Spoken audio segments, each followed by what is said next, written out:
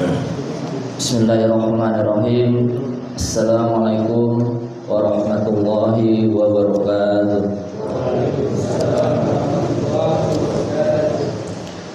Alhamdulillah, alhamdulillahi rabbil alamin, wa bihi nasta'in wa ala umuri dunya waddin. Assalatu wassalamu ala asrofil anbiya'i wal mursalin wa ala alihi wa sahbihi ajma'in. Rabbi shrah li sadri wa yassir li amri wahlul 'uqdatam min lisani yafqahu qawli. Amma ba'd. Baik, sebelumnya saya berterima kasih kepada MC yang sudah berikan kesempatan pada pagi hari ini untuk membawakan kajian rutin setiap minggu pada kuliah subuh ini. Baik, pertama-tama yang paling utama, mari kita panjatkan puja dan puji syukur kita kehadirat Allah Subhanahu wa taala yang mana telah memberikan kita beribu-ribu nikmat, dari nikmat iman, nikmat Islam, dan juga nikmat sehat sehingga kita bisa berkumpul bersama-sama untuk memenuhi kewajiban kita untuk sholat subuh berjamaah dan dilanjutkan untuk kajian subuh rutin pada pagi hari ini dengan keadaan sehat walafiat.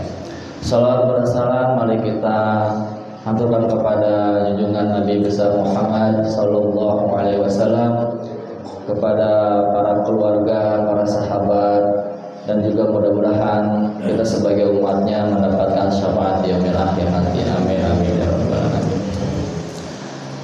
Baik, yang saya hormati bapak-bapak dan ibu-ibu jemaah Masjid Al-Hakim, yang saya hormati para penasihat DKM Al-Hakim dan juga pengurus-pengurus DKM Al-Hakim yang sudah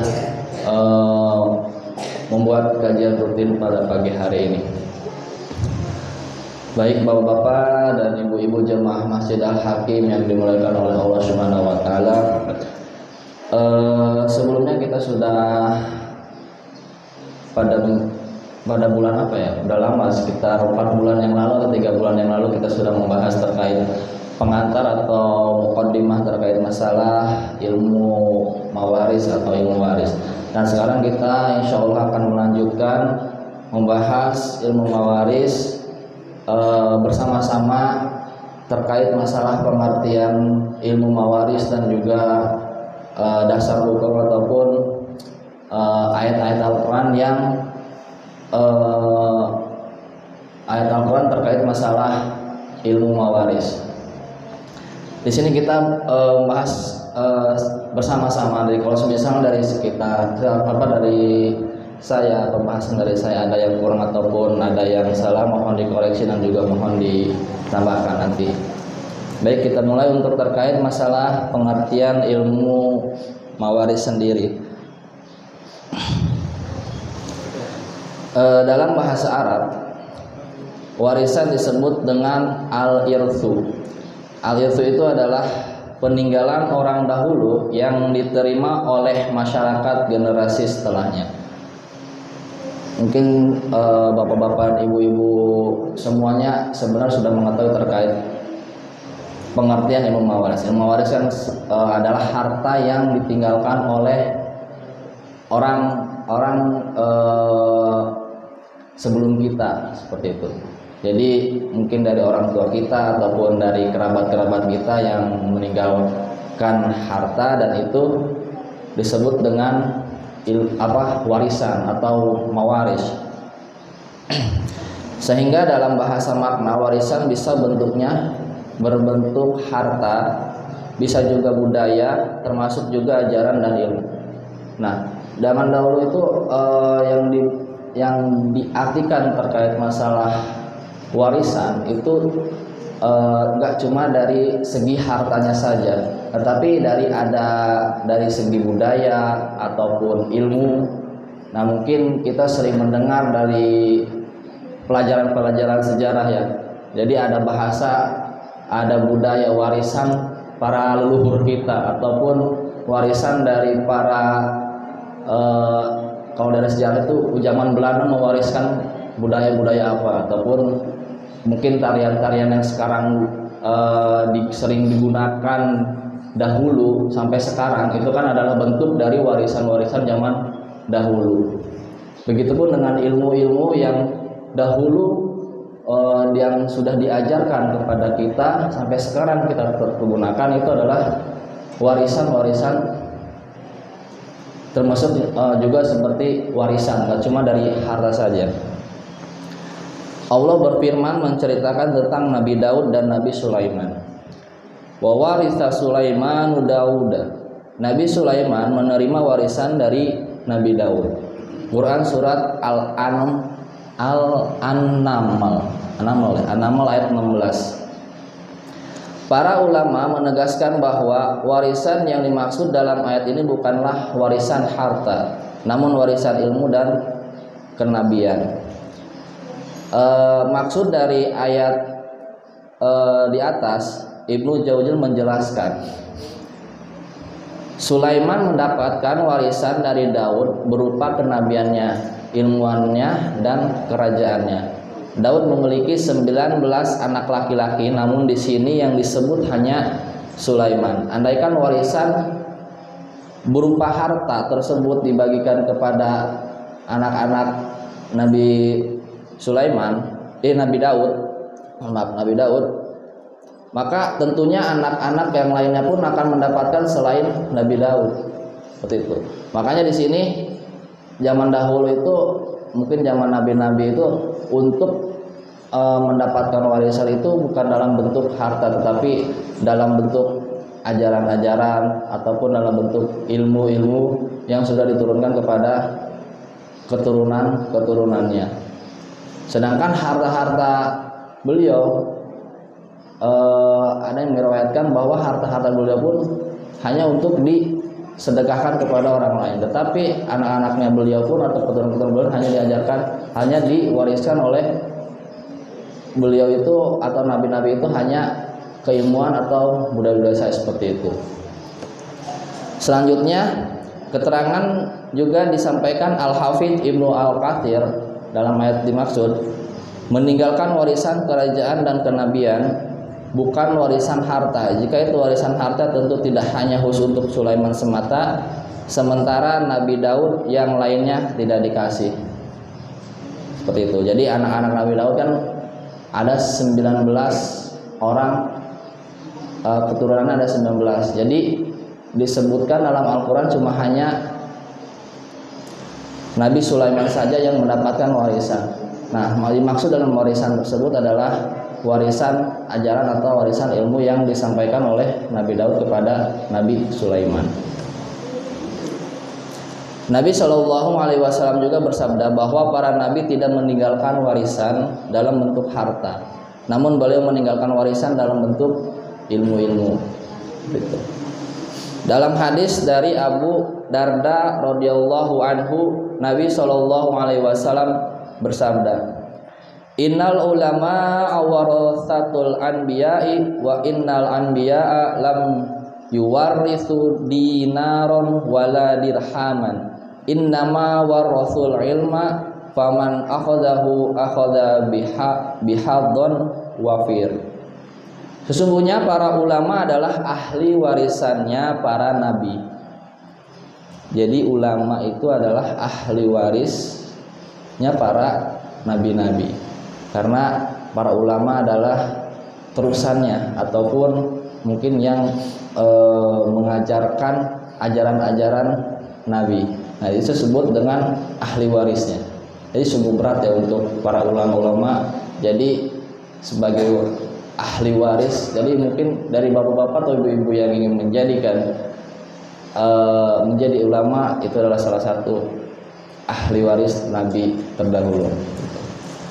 Dan para nabi tidak meninggalkan warisan dinar maupun dirham, namun mereka meninggalkan warisan ilmu.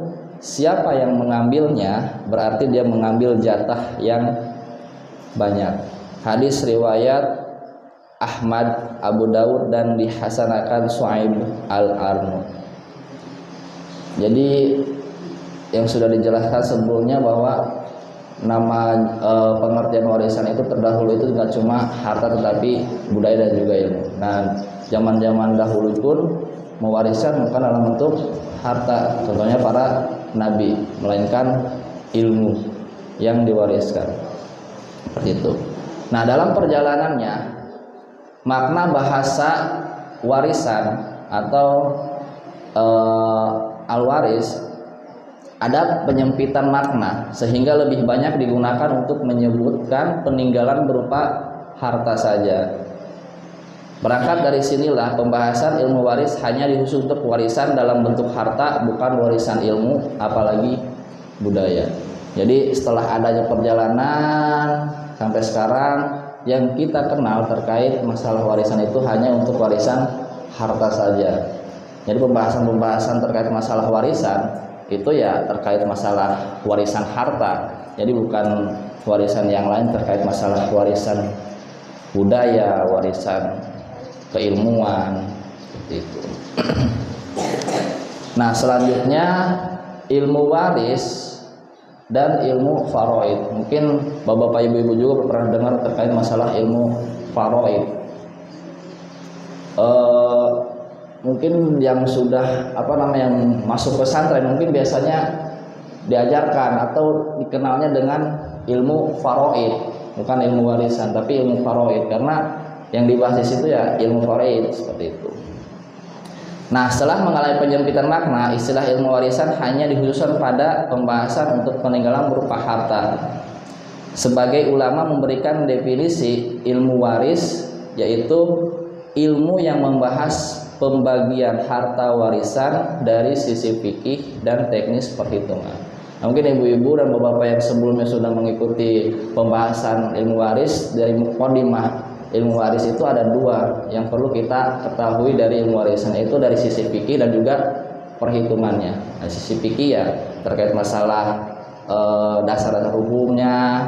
Nah, untuk perhitungannya ada lagi perhitungan untuk si ahli waris itu berapa dapat berapanya, itu dari sisi perhitungan.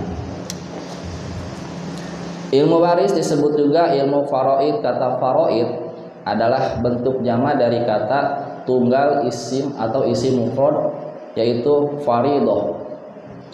Jadi faraid ini jama dari kata tunggalnya itu faridoh, yang artinya kewajiban. Disebut ilmu faraid karena pembagian ini merupakan kewajiban dari Allah Subhanahu wa taala, sebagaimana yang Allah tegaskan dari surat An-Nisa. Setelah Allah membahas rincian pembagian warisan, Allah menegaskan. Jadi ilmu waris ilmu faraid ini adalah disebut kata faraid karena sebagai bentuk jama dari kata faridoh yang artinya kewajiban. Makanya sebelumnya kita sudah membahas terkait ilmu faraid ini emang sudah ditentukan oleh Allah Subhanahu wa taala dan wajib hukumnya untuk ya minimal kita mengetahui terkait pembagian harta warisan ini, karena emang perintahnya langsung dari Allah Subhanahu wa taala. Sebagaimana perintah pembagian zakat, siapa aja yang mendapatkan, itu kan perintahnya langsung dari Allah Subhanahu wa taala. Aba'ukum wa abna'ukum la tadruna ayyuhum aqrabu lakum naf'an faridatan minallahi innallaha kana aliman hakiman.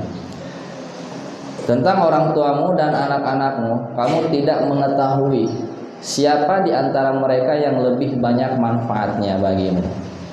Ini adalah faraid dari Allah Subhanahu wa taala. Sesungguhnya Allah Maha mengetahui lagi Maha bijaksana. Quran surat An-Nisa ayat 11.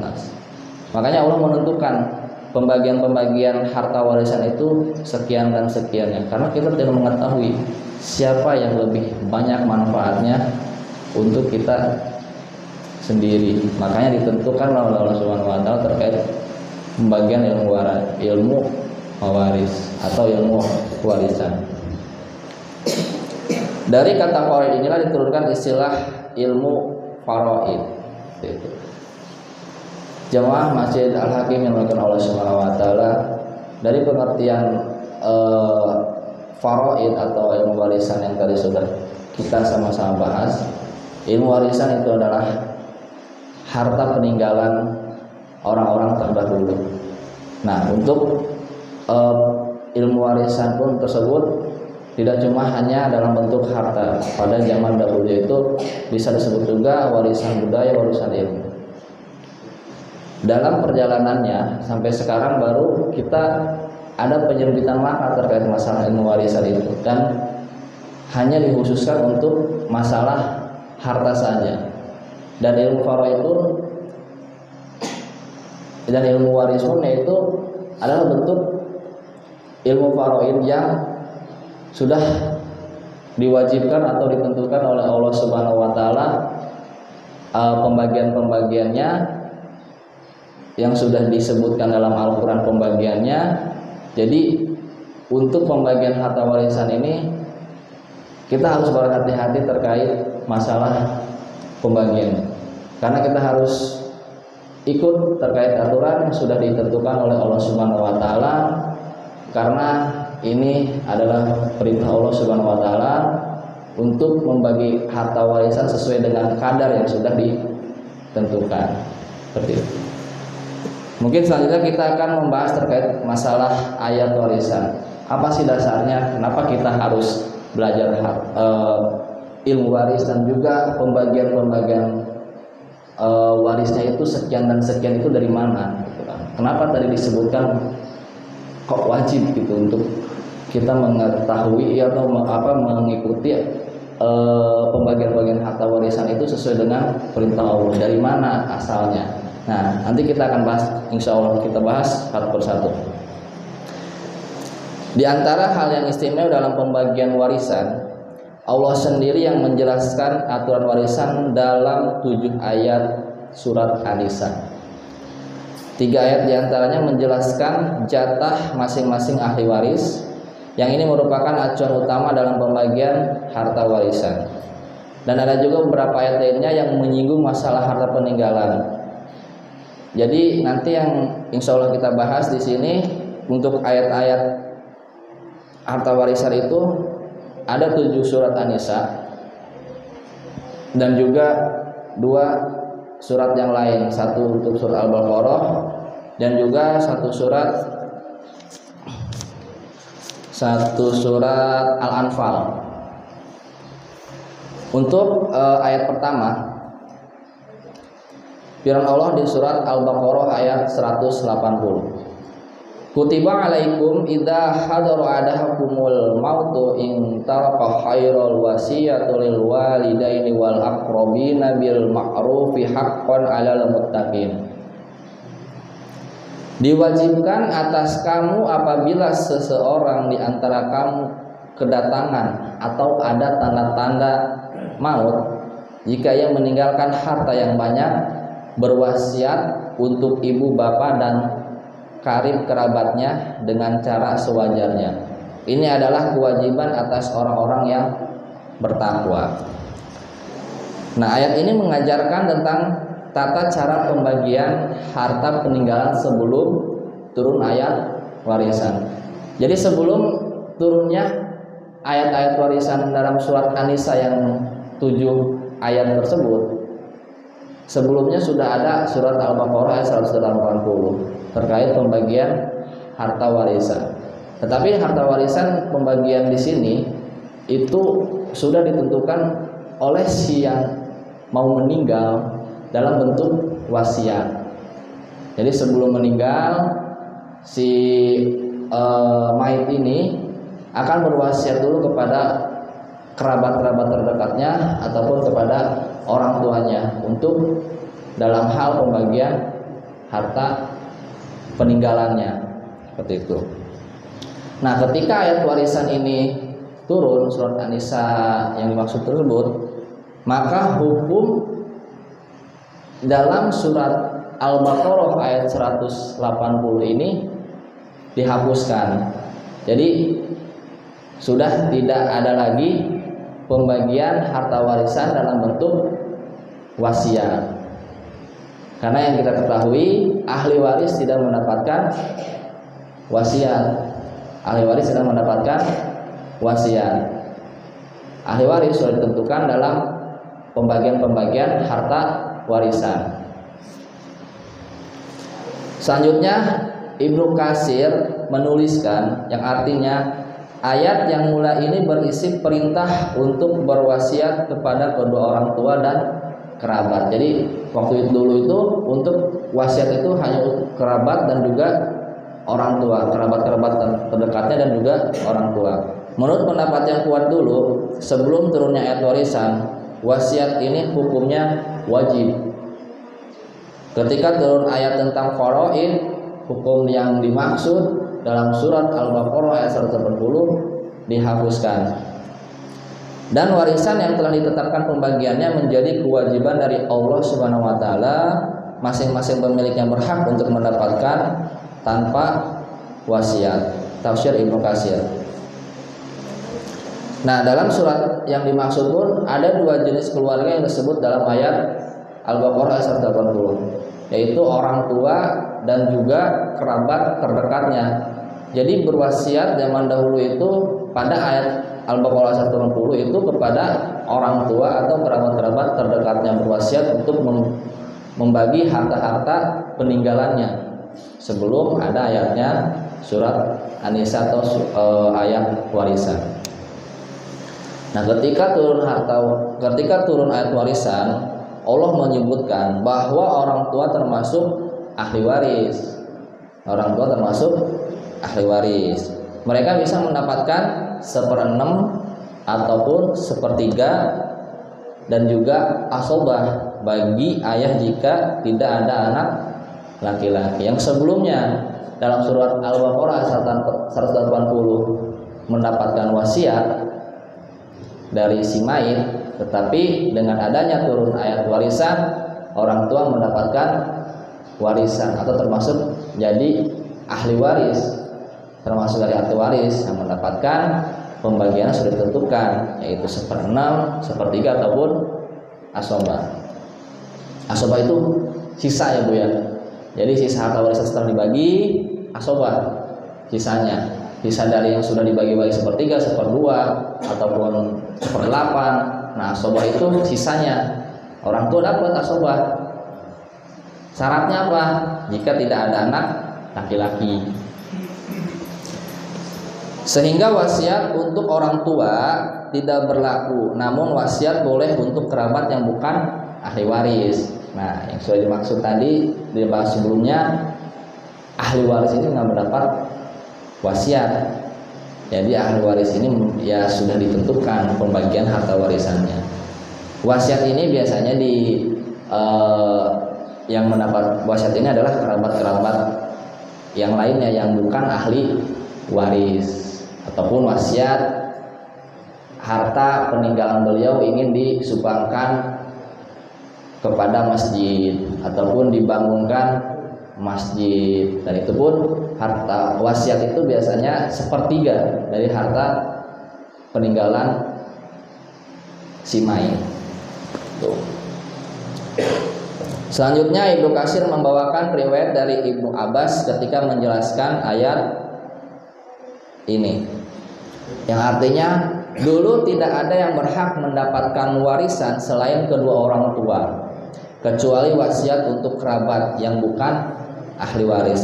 Lalu Allah menurunkan ayat warisan dan Allah menjelaskan warisan kedua orang tua, dan dia membolehkan wasiat untuk kerabat yang bukan ahli waris dengan 1/3 harta mayit. Jadi boleh si mayit berwasiat, tetapi kepada kerabat yang bukan ahli waris, yaitu 1/3 dari harta si mayit. Gitu. Dan orang tua sudah lagi bukan yang mendapatkan wasiat, tetapi dia sudah menjadi ahli waris. Jadi nggak boleh berwasiat kepada orang tua. Apa wasiat kita kepada orang tua, hartanya dikasih kepada orang tua dengan cara berwasiat, karena memang orang tua sudah ada ketentuannya pembagiannya dari ahli waris. Selanjutnya surat ayat yang kedua, surat An-Nisa ayat 7. Tadi sebelumnya Al-Baqarah ayat 180 yang menjelaskan terkait wasiat. Dalam surat An-Nisa ayat 7, lirijali nasibum mimma tarakal walidani wal aqrabuna walin nisa'i nasibum mimma tarakal walidani wal aqrabuna mimma qalla minhu au katsura nasiban mafruḍo. Yang artinya seorang laki-laki memiliki bagian dari harta peninggalan ibu, bapak dan kerabatnya. Dan seorang wanita juga memiliki bagian dari harta peninggalan ibu, bapak dan kerabatnya, baik sedikit atau banyak menurut jatah yang telah ditetapkan. Ayat ini menegaskan bahwa anak dan kerabat baik laki-laki dan perempuan, baik dewasa maupun anak-anak, semuanya mendapatkan jatah warisan. Dalam ayat An-Nisa ayat 7 menjelaskan bahwa maupun anak laki-laki, perempuan yang sudah dewasa ataupun masih anak-anak itu mendapatkan harta warisan. Dan ini aturan global meskipun tidak ada penjelasan berapa jatah masing-masing. Ayat ini membatalkan prinsip jahiliyah di mana mereka hanya memberikan jatah warisan itu kepada laki-laki dewasa ataupun perempuan dewasa. Sementara anak-anak dan perempuan tidak mendapatkan jatah warisan. Jadi zaman dahulu itu yang mendapatkan harta warisan laki-laki dewasa aja. Dan sementara anak-anak dan perempuan tidak mendapatkan jatah warisan. Tafsir Ibnu Katsir. Makanya turun ayat An-Nisa surat An-Nisa ayat 7. Surat An-Nisa ayat 7 diturunkan untuk membatalkan atau yang dilakukan oleh jahiliyah itu salah. Ilmu warisan ini berhak untuk anak perempuan ataupun laki-laki yang sudah dewasa ataupun masih anak-anak. Zaman dahulu jahiliyah cuma hanya untuk anak laki-laki yang dewasa saja, tapi anak-anak dan juga perempuan tidak dibagikan harta warisan. Makanya aturan surat An-Nisa ayat 7 itu yang dijelaskan surat An-Nisa ayat 7 terkait pembagian harta warisan untuk laki-laki maupun perempuan yang dewasa ataupun anak-anak. Semuanya dapat mendapatkan harta warisan. Selanjutnya kita ke surat yang ketiga, yaitu surat An-Nisa ayat 8. Wa idza hadaral qismatu ulul qurba wal yatama wal masakinu farjuquhu minhu wa qul lahum qawlan ma'rufan. Yang artinya, dan apabila sewaktu pembagian itu hadir kerabat, anak yatim dan orang miskin, maka berilah mereka dari harta itu sekedarnya, dan ucapkanlah kepada mereka perkataan yang baik. Ayat ini menjelaskan jika ada selain ahli waris yang hadir dalam proses pembagian harta warisan, baik kerabat maupun anak yatim atau fakir miskin, hendaknya mereka juga dikasih sebagian sebagai hadiah ataupun sedekah. Ada sebagian ulama menyebutkan bahwa memberi bagian ini di awal Islam hukumnya wajib, dan sebagian ulama yang mengatakan itu sifatnya hanya anjuran. Jadi ketika kita membagikan harta warisan, ternyata dari perkumpulan atau pembagian harta warisan itu ada orang lain selain ahli waris, yaitu kerabat yang bukan ahli waris, fakir miskin ataupun yang lainnya. Nah, itu para ulama menjelaskan, ada yang wajib mengatakan bahwa itu dikasih gitu sebagian dari harta peninggalan si mayit, dan juga ada yang hanya dianjurkan saja. Tetapi kalau misalnya dianjurkan, berarti kan boleh atau tidaknya sesuai dengan kesepakatan ahli waris. Gimana? Tetapi ketika emang tidak dikasih bagian dari harta warisan, mohon untuk diberi penjelasan kepada si yang hadir tersebut dengan perkataan yang baik seperti itu, biar tidak ada namanya orang di situ ketika membagikan harta warisan mungkin ada rasa ingin, wah saya ingin punya harta tersebut karena emang harta yang dibagikan contohnya banyak seperti itu. Dan biar tidak ada perasaan itu dan biar tidak ada kesedihan dari si yang hadir tersebut, makanya dibagikan ataupun kalau tidak dibagikan dijelaskan kepada beliau dengan perkataan yang baik. Contohnya, mohon maaf kalau emang semisalnya harta warisan yang di si mayit ini hanya sekian gitu. Jadi mohon maaf kalau semisalnya tidak mendapatkan bagian atau dikasih hadiah ataupun sedekah dari harta si mayit atau peninggalan si mayit gitu. Nah, diriwayatkan oleh Bukhari bahwa Ibnu Abbas pernah mengatakan tentang ayat ini yang artinya ayat ini muhkamah atau berlaku hukumnya dan tidak mansyuh atau dihapus hukumnya. Dan pendapat ini juga diikuti oleh Said Ibnu Jabar dan Ibnu Abbas tafsir Ibnu Katsir. Karena itu bagi kerabat yang mendapatkan jatah warisan, hendaknya dia memberi sebagian harta itu kepada kerabat yang bukan ahli waris dalam rangka untuk menarik simpati mereka. Jadi ada rasa simpati kita kepada si yang hadir dalam proses pembagian harta warisan dimaksud, agar tidak ada kesenjangan gitu. Maksudnya tidak ada dia ke situ melihat harta warisan yang dibagi-bagikan. Jadi ada kesedihan atau seperti apa lah maksudnya. Makanya dianjurkan ataupun diwajibkan oleh para ulama untuk dikasih sebagian harta peninggalan si mayit sesuai dengan kesepakatan para ahli waris berapa, seperti itu. Mungkin satu ayat lagi ya Bu ya.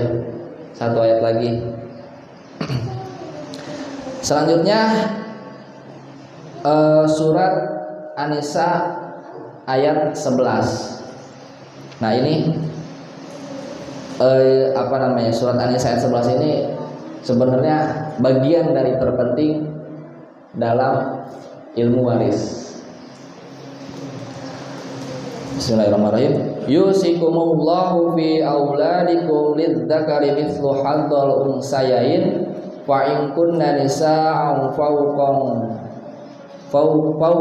fawqas nataini falahunna thulutsa ma taraka wa in kanat wahidatan falahan nisfu wa li abawaihi likulli wahidin minhuma sudus mimma taraka in kana lahu waladun fa in lam yakun lahu waladun wa warithahu abawahu fali ummihi thulutsu fa in kana lahu ikhwatun fali ummihi sudusu mim ba'di wasiyati yusi biha audainin abaukum wa abdaukum la tadruna ayyuhum aqrabu lakum naf'an faridatan minallahi innallaha kana aliman hakima.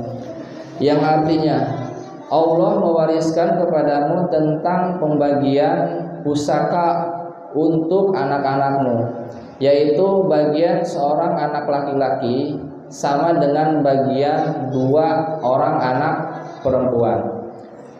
Dan jika anak itu semuanya perempuan lebih dari 2, maka bagi mereka 2/3 dari harta yang ditinggalkan. Jika anak perempuan itu seorang saja, maka ia memperoleh setengah harta. Dan untuk 2 orang ibu atau bapak, bagi masing-masingnya 1/6 dari harta yang ditinggalkan. Jika yang meninggal itu mempunyai anak, jika orang meninggalkan tidak mempunyai anak dan ia diwarisi oleh ibu bapaknya, maka ibunya mendapatkan 1/3. Jika yang meninggal itu mempunyai beberapa saudara, maka ibunya mendapat 1/6. Pembagian-pembagian tersebut di atas sudah dipenuhi wasiat yang ia buat atau dan sudah dibayar hutangnya. Tentang orang tuamu dan anak-anakmu, kamu tidak mengetahui siapa di antara mereka yang lebih dekat atau banyak manfaatnya bagimu. Ini adalah ketetapan dari Allah. Sesungguhnya Allah Maha mengetahui lagi Maha bijaksana. Nah, dalam ayat ini Allah menyebutkan aturan pembagian warisan yang Dia sampaikan sebagai wasiat. Jadi ayat ini, surat An-Nisa ayat 11 ini itu sebagai wasiat yang Allah Subhanahu wa taala berikan kepada kita. Nah, yang namanya wasiat itu biasanya wajib untuk kita ikutin. Tuh. Beberapa pembagian jatah warisan dari ayat dimaksud. Yang pertama, penjelasan lebih rincinya. Jatah anak laki-laki 2 kali dibandingkan anak perempuan. Nah, itu udah aturannya, Bu ya. Jadi udah aturan dari ayat surat An-Nisa ayat 11 bahwa laki-laki mendapatkan jatah 2 kali dari perempuan. Ya walaupun mungkin sekarang banyak orang yang berpendapat ya nama perempuan juga kan kerja gitu kan. Perempuan juga ya punya ada kebutuhannya lebih banyak gitu. Tapi kan udah ditentukan oleh Allah Subhanahu wa taala yang namanya laki-laki itu ya 2 kali dari perempuan. Itu udah aturannya seperti itu. Nah, kita wajib untuk mengikutinya. Anak perempuan yang selanjutnya, anak perempuan 2 orang ke atas tanpa anak laki-laki mendapatkan jatah 2/3 dibagi bersama. Jadi ketika si mayit ini mempunyai anak perempuan 2 orang, tetapi tidak ada anak laki-lakinya, toh 2 aja, yaitu perempuan dua-duanya, mendapatkan jatah 2/3 yang dibagi bersama. Jadi 2/3 ini dibagi bersama. 2/3 dibagi oleh 2 orang tersebut. Itu.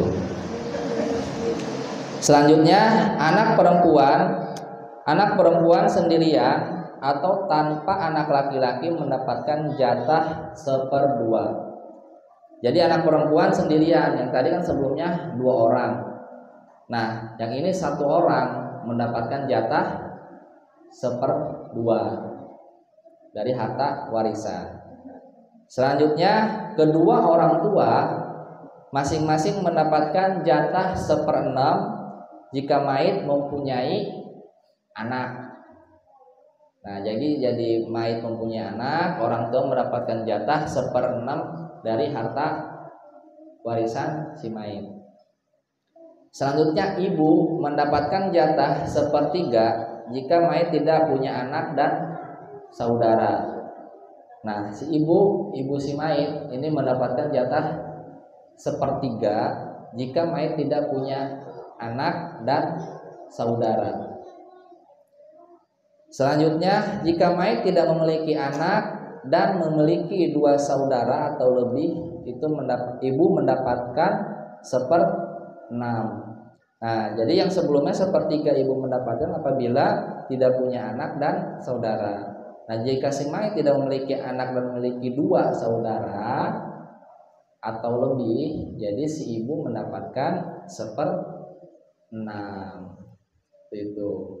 Jadi ayat yang sudah alhamdulillah kita bahas bersama-sama pada pagi hari ini yaitu Al-Baqarah ayat 180 terkait masalah warisan. Selanjutnya surat An-Nisa ayat 7 terkait masalah harta warisan yang dibagi kepada perempuan ataupun anak laki-laki yang dewasa ataupun anak-anak, itu semuanya mendapatkan harta warisan. Selanjutnya surat An-Nisa ayat 8 menjelaskan terkait apabila ada kerabat selain ahli waris yang hadir dalam pembagian itu, seyogyanya atau dianjurkannya dikasih bagian atau hadiah sedekah agar kita sebagai bentuk simpati kita kepada beliau seperti itu. Nah, selanjutnya surat An-Nisa ayat 11 menjelaskan terkait pembagian harta warisan yang sudah dijelaskan dalam surat An-Nisa, dari jatah anak laki-laki, dari anak perempuan, ada orang tua ataupun ibu, semuanya mendapatkan jatah yang sudah ditentukan dari yang Allah tentukan dalam surat An-Nisa ayat 11. Mungkin karena waktu sudah jam 6, insya Allah nanti kita akan bersama-sama bahas untuk ayat selanjutnya, yaitu ayat An-Nisa, surat An-Nisa ayat 12, surat An-Nisa ayat 13 dan 14, dan juga surat An-Nisa ayat 176 dan Al-Anfal ayat 75. Nah, ini surat An-Nisa ayat 11, 12 dan 13 itu ada kaitannya. Jadi ada para ulama yang menjelaskan kalau misalnya ingin menguasai ilmu waris, kuasai atau hafalah surat An-Nisa ayat 11, 12 dan 13. Itu sudah mencakup semuanya ilmu mawaris, dijelaskan dari pembagiannya seperti itu. Mungkin pembahasan pada pagi hari ini untuk ilmu waris kita sudahi. Mudah-mudahan dengan apa yang sudah kita bahas bersama-sama terkait masalah ilmu waris mendapatkan manfaat dan juga keberkahan untuk kita semua, dan semoga kita terus belajar terkait masalah ilmu waris, karena ilmu waris itu adalah ilmu yang kadang dilupakan oleh orang-orang, tetapi penting, sangat penting sekali untuk kehidupan kita di masa depannya, seperti itu. Karena orang-orang itu berpikirnya untuk membagi warisan itu ya sesuai dengan budaya mereka masing-masing. Itu yang itu dalam surat Al-Baqarah ayat 80 itu melalui wasiat itu. Ya udah, dengan wasiat itu ternyata kan untuk surat Al-Baqarah ini kan sudah ditiadakan hukumnya, diganti dengan surat An-Nisa. Seperti itu. Yang mudah-mudahan kita semuanya panjang umur, sehat selalu, sehingga kita bisa ditemukan kembali pada kajian-kajian selanjutnya. Dan mungkin cukup sekian dari saya. Wallahu a'lam bishawab. Wabillahi taufiq wal hidayah. Wassalamualaikum warahmatullahi wabarakatuh.